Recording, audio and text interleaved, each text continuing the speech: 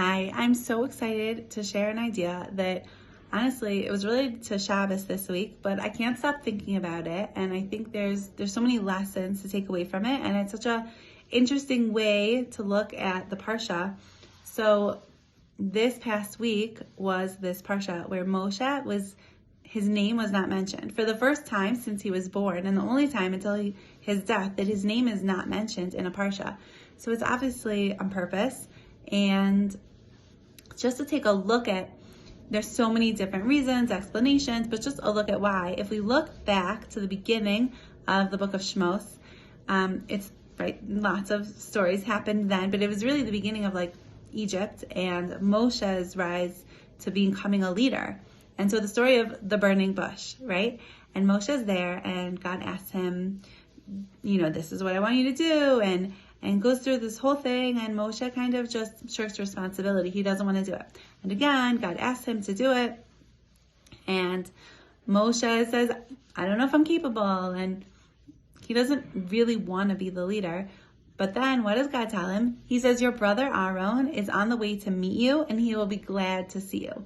Okay, what does this mean? Moshe's brother, that's really nice. He'll be glad to see him. But if you think about it, Moshe grew up, he's like the little privileged younger brother. He grew up in the palace, and then he wasn't with the Jews through all their times of slavery. And now he's coming back to the Jewish people and telling them that he's going to help God take them out of slavery and save them. You could imagine how the older brother might feel of like, oh, now he comes up, he shows out of nowhere. He hasn't even been with the people, and now he's going to be the leader, and he's going to be the one responsible for all of this. And God assures Moshe that Aaron is happy for him. And they're actually going to share responsibility. But even still, like it's not a competition at all.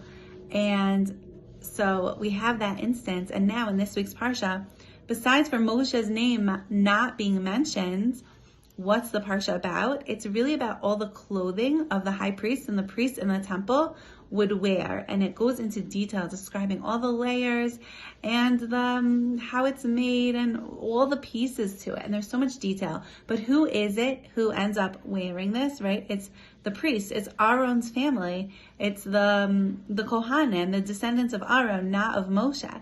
So now, in a way, Moshe stepping back and not being part of this Parsha is showing that I don't need to be the center of attention. I can just be happy for my brother. This is his Parsha. And I can step back, and it's not about me. It's not about my ego. So something that just makes me think of that's in day-to-day life, we're doing these days a lot of dating coaching and matchmaking. And one of my favorite pieces of advice that I give over is for first dates.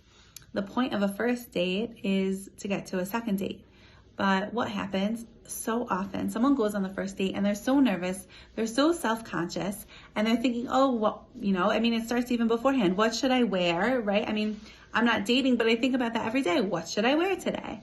And it goes from that, and then like, how should I be sitting? Is my posture right? What should I order to eat or to drink? Or what if he's walking faster, or maybe I should walk faster, or, there's so many things that a person going on a date could be nervous about, and like analyzing themselves, and then also analyzing the other person. Oh, why did he make that face? What's he looking at, right? There's so many different things.